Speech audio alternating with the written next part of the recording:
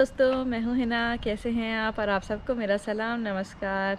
और मैं तो बिल्कुल ही बढ़िया हूँ। और इतना अच्छा आज वेदर निकला है, इसीलिए सोचा थोड़ा बाहर निकलते हैं और आपसे बातचीत करते हैं। तो यहाँ हमें यूके में 2 साल हो गया है रहते हुए।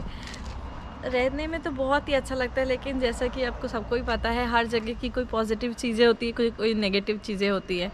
तो हमारे लिए यहाँ पे भी काफ़ी सारी प्रॉब्लम्स हुई हैं। एक इंडियन, एक साउथ एशियन के हिसाब से हमारे लिए भी काफ़ी सारे प्रॉब्लम्स हुई हैं। तो आज मैंने सोचा क्यों ना आपके साथ ये डिस्कस किया जाए। पहला जो प्रॉब्लम कहे या कल्चरल चेंज कहे, हीथ्रो एयरपोर्ट में लैंड करने के बाद हमारे साथ हुआ, वो है टॉयलेट्स का।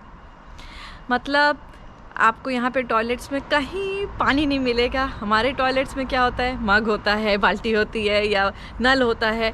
यहाँ कहीं कोई नल, पानी का कोई सिस्टम ही नहीं है। तो सबसे पहला शॉक वही लगा कि यार यहाँ पे इंसान अपना इम्पोर्टेंट काम करे तो करे कैसे।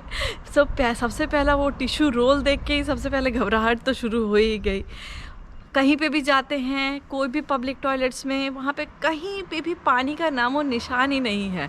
जो है वो टॉयलेट रोल है। ये सबसे बड़ी, मेरे को यहाँ की सबसे बड़ी प्रॉब्लम मेरी यही लगती है कि यहाँ पे पानी कहीं नहीं मिलता है। दूसरी चीज़, यहाँ का जो सबसे ज़्यादा प्रॉब्लमेटिक है वो यहाँ का वेदर है।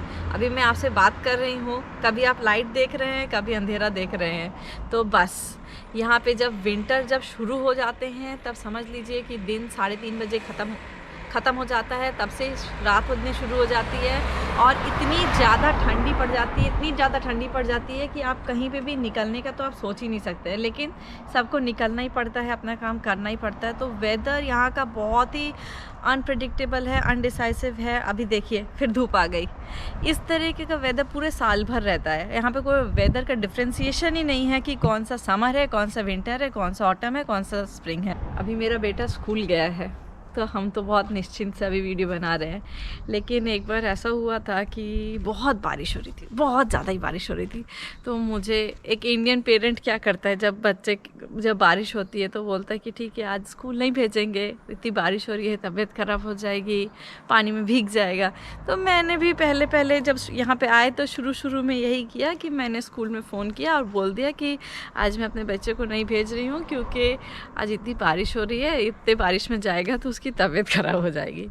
बस मेरा इतना बोलना था कि स्कूल से मुझे रिटर्न कॉल आया कि this work of yours is unauthorised. बच्चा कोई भी इस वेदर के कारण कोई छुट्टी नहीं ले सकता है। ऐसा वेदर तो यूके में लगा रहता है।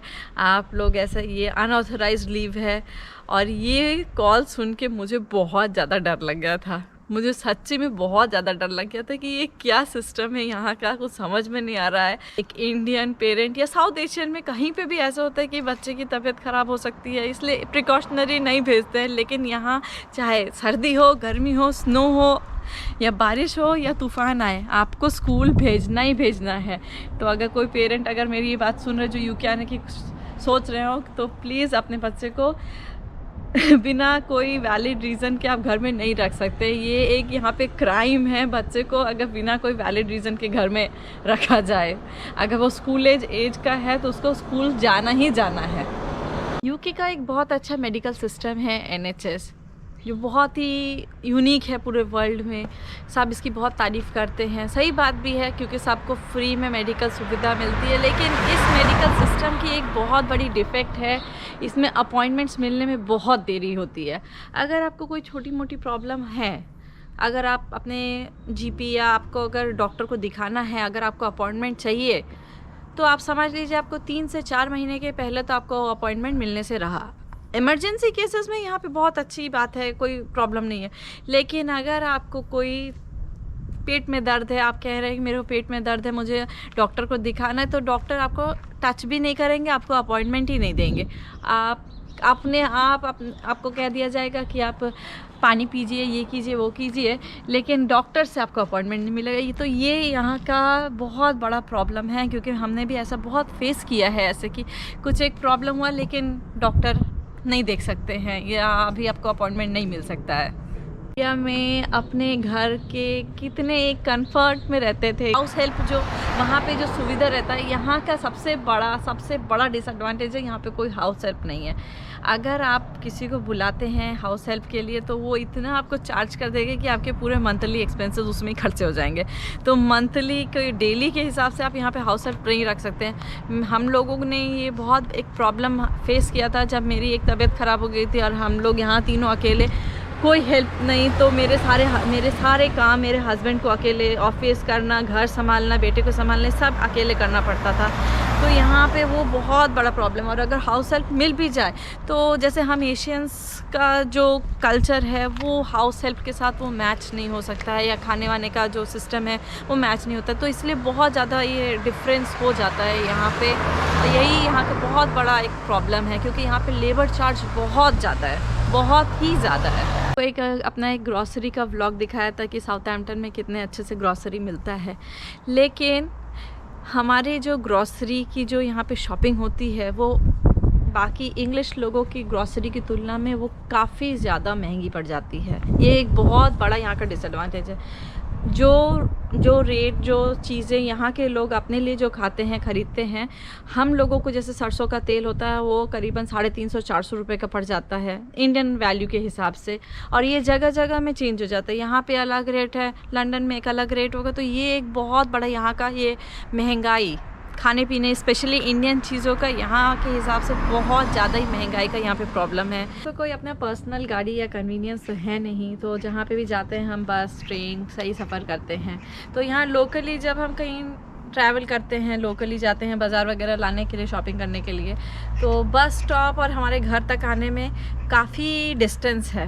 तो अक्सर ऐसा होता है कि आप बहुत थके हुए हैं, आपको अगर इंडिया जैसे कोई एक रिक्शा, ऑटो ये सब मिल जाता तो कितना आराम रहता है। लेकिन यहाँ पे वो सब कुछ भी अवेलेबल नहीं है, ना रिक्शा है, ना ऑटो है, ना ई रिक्शा है, कुछ भी नहीं है। तो अगर आप इतना सब सामान लेकर भी आ रहे हैं, आप बहुत टायर्ड भी हैं, तो भी आपको उतना दूर पैदल ही आना पड़ेगा, चाहे कोई भी वेदर हो। ये भी एक बात है, आपको और कोई कन्वीनियंस नहीं मिले। तो ये हम लोग के लिए बहुत बड़ा एक प्रॉब्लम यहाँ पे हम फेस करते हैं, कोई कन्वीनियंस नहीं है। इंडियन लेडीज़ जैसे मेरे को बहुत गोल्ड का बहुत अच्छा शौक़ है, जैसे मैंने देखा, मैंने अभी चेन भी पहनी हुई है, लेकिन मेरे 2 ईयररिंग्स यहाँ पे आके मेरे वो 2 ईयररिंग्स टूट गए। अब उसको यहाँ पे ना रिपेयर करवा सकते हैं, ना मैंने उसको कोई और नया ख़रीद सकती हूँ। यहाँ ना ही गोल्ड के रिपेयरिंग शॉप्स हैं, मैं अपनी सिटी की बात कर रही हूँ, यहाँ पे ना कोई गोल्ड के रिपेयरिंग शॉप्स है और ना कि कोई ऐसे शॉप्स है जहाँ पे ख़रीदारी होती हो कोई गोल्ड की कि उसको रिपेयर करवा दे। तो ये मेरे लिए बहुत बड़ी प्रॉब्लम हो गई है कि मैं जो अपनी फेवरेट चीज़ें हैं वो पहन ही नहीं सकती। प्रॉब्लम्स की लिस्ट जो मैंने आपको सुनाई, आपको कैसा लगा आप मुझे कमेंट सेक्शन में बताइएगा। और अगर आपको और भी कोई क्वेरीज़ है वो भी हमें कमेंट सेक्शन में बताइएगा। आपको मेरा आज का ये ब्लॉग कैसा लगा? अच्छा लगे तो लाइक बटन दबाइए और मेरे इस चैनल को सब्सक्राइब कीजिए और मेरे छोटे से वीडियो को शेयर कीजिए। तब तक के लिए tata, bye bye, take care.